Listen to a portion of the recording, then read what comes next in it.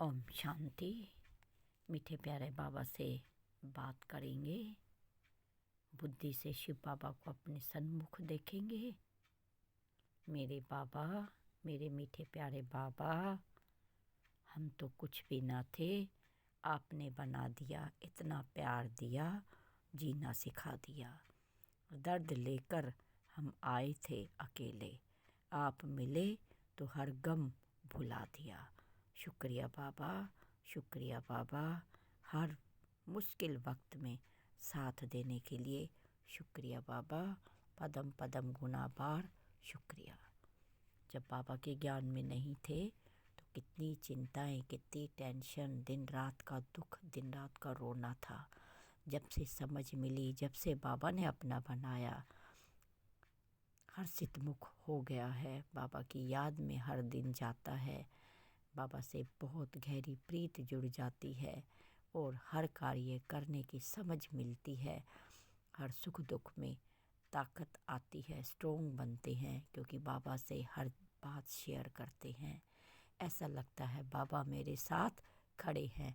शिव बाबा मेरी हर उलझन को दूर कर रहे हैं, मेरा साथ दे रहे हैं, हर कदम मेरे साथ बढ़ाते हुए चल रहे हैं। बाबा कई बार तो अपनी गोद का बच्चा बनाकर बहुत प्यार देते हैं।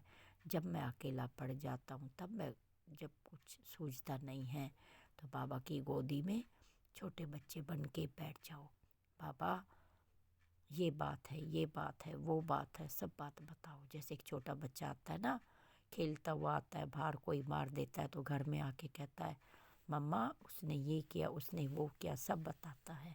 तो ऐसे ही हम भी बाबा के नन्हे मुन्ने छोटे बच्चे हैं, तो बाबा से अपना सारा हाल बताएं। तो ऐसे बाबा का शुक्रिया करें। बाबा मिला, सब कुछ मिला। वाह मेरी किस्मत, वाह मेरा भाग्य, शिव बाबा मुझे मिला। बाबा ने मुझे ढूंढ लिया, अपनी पहचान दी और मेरा भी वास्तविक स्वरूप बाबा ने बताया। मुझे अपने असली घर की याद दिलाई, असली घर का पता बताया। मेरा असली घर कौन सा है? परम धाम, शांति धाम, तो मेरा असली घर है। चलो सुनते हैं बाबा की मीठी प्यारी मुरली का सार। 17 जनवरी, हिंदी मुरली का सार। आज बाबा ने हम बच्चों को क्या कहा? बाबा ने कहा, मीठे बच्चे, तुम इस पाठशाला में आए हो अपनी तकदीर ऊंची बनाने। तुम्हें निराकार बाप से पढ़कर राजाओं का राजा बनना है। हमें कौन पढ़ाता है? शिव बाबा भोलेनाथ। निराकार बाप पढ़ाने आया है। किसके तन में? ब्रह्मा के तन में। और हमारी ऊंची तकदीर बनाने के लिए आए हैं। प्रश्न है, कई बच्चे हैं भाग्यशाली लेकिन बन जाते हैं दुर्भाग्यशाली। कैसे? भाग्यशाली बनते हैं, बाद में दुर्भाग्यशाली बन जाते हैं। कैसे?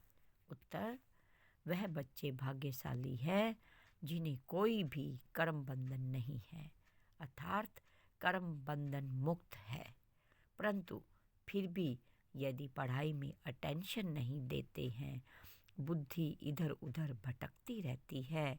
एक बाप जिससे इतना भारी वर्षा मिलता है उसे याद नहीं करते हैं तो भाग्यशाली होते हुए भी दुर्भाग्यशाली बन जाते हैं।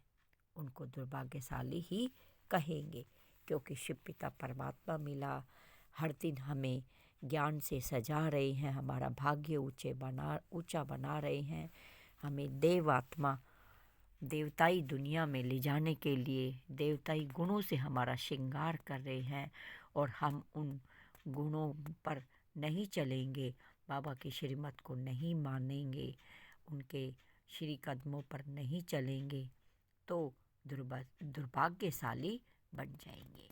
क्योंकि बाबा हमें 21 जन्मों का राज्य भाग्य देते हैं। 2500 वर्ष सुख में रहने का वर्षा देते हैं, सतयुगी दुनिया में आने का वर्षा देते हैं, वसीयत नाम हमारे कर देते हैं। तो इतना ऊंचा भाग्य है, तो अटेंशन देना है अपने ऊपर कि पूरा दिन मेरी बुद्धि किधर भटकती है, किसे याद करती है, किन व्यर्थ बातों में अटकती है, क्या क्या करती है, ये मन क्या क्या सोचता है, उस पर ध्यान देना है।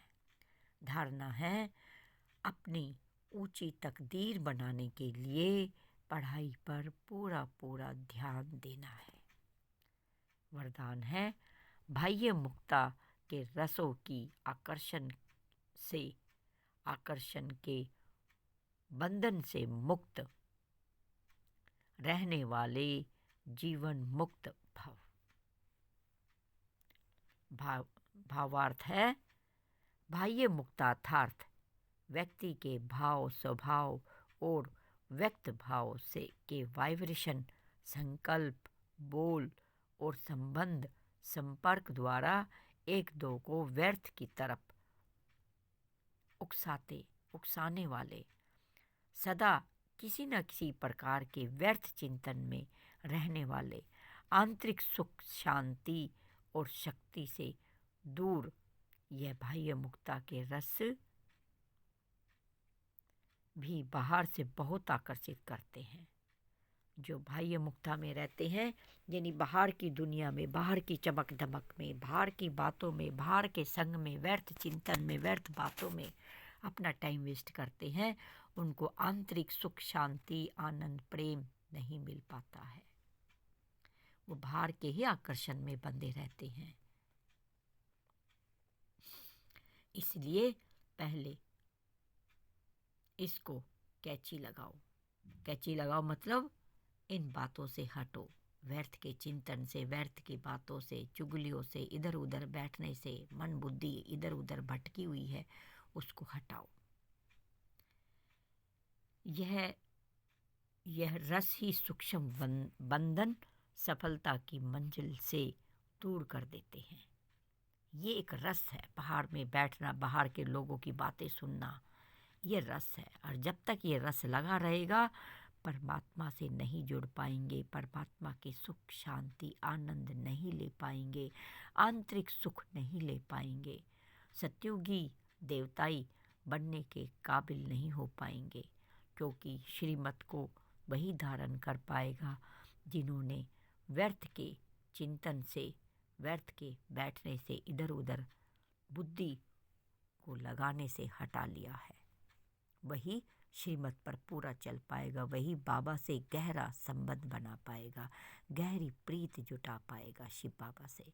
बाबा ने कहा है, बच्चे जहाँ बात है वहाँ बाप नहीं है, और जहाँ बाप है वहाँ बातें नहीं है, बाहर की बातें नहीं है। तुम मुझ में डूब जाओगे, मुझसे सुख पाओगे, मेरे आनंद में तुम झूमोगे, नाचोगे।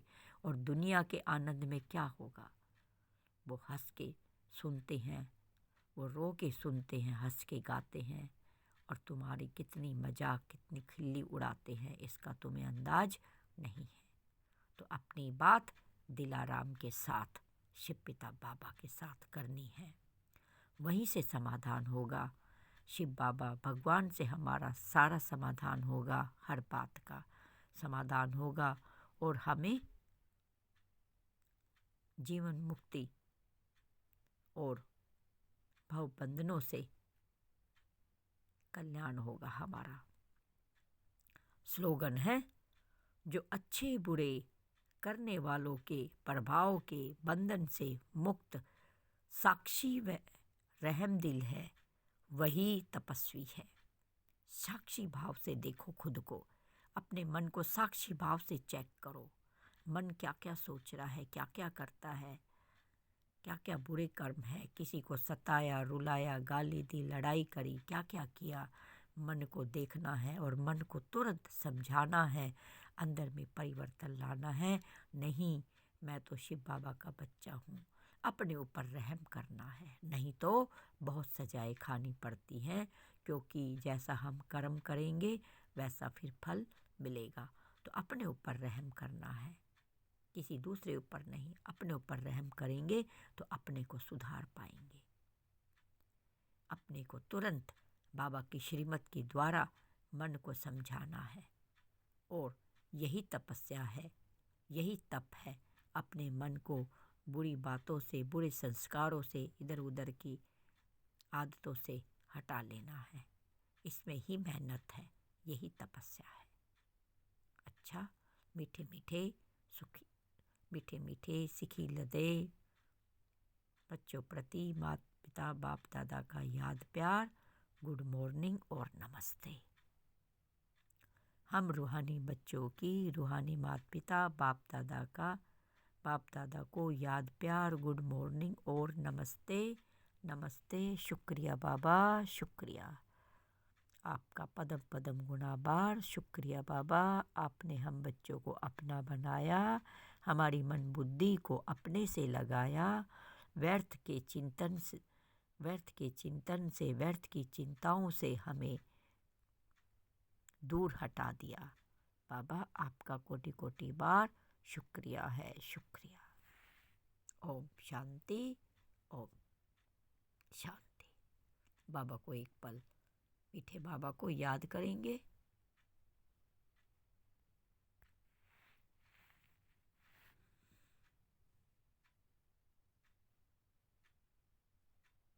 परमपिता परमात्मा शिव बाबा से योग लगाएंगे। मैं आत्मा, मैं बहुत मीठी प्यारी आत्मा, भाग्यशाली आत्मा, शिव बाबा की बच्ची हूँ। शिव पिता टीचर बन मुझे पढ़ाने आए हैं। मेरे सतगुरु, मेरे प्यारे बाबा, आपका पदम पदम गुणाभार। शुक्रिया है, शुक्रिया। बाबा से शक्तियाँ लेंगे। बाबा का हाथ हम बच्चों के सिर पर है और हमें भरपूर कर रही है। मैं आत्मा शिव बाबा से भरपूर होकर ग्लोब पर बैठकर पूरे विश्व को सुख, शांति, आनंद, प्रेम, शक्ति, पवित्रता से भरपूर कर रही हूँ। पूरे ग्लोब पे किरणें फैल रही हैं। सबको सुख, शांति, आनंद, प्रेम, पवित्रता, शक्ति मिलती जा रही है। अच्छा, ओम शांति बाबा, शुक्रिया बाबा, शुक्रिया।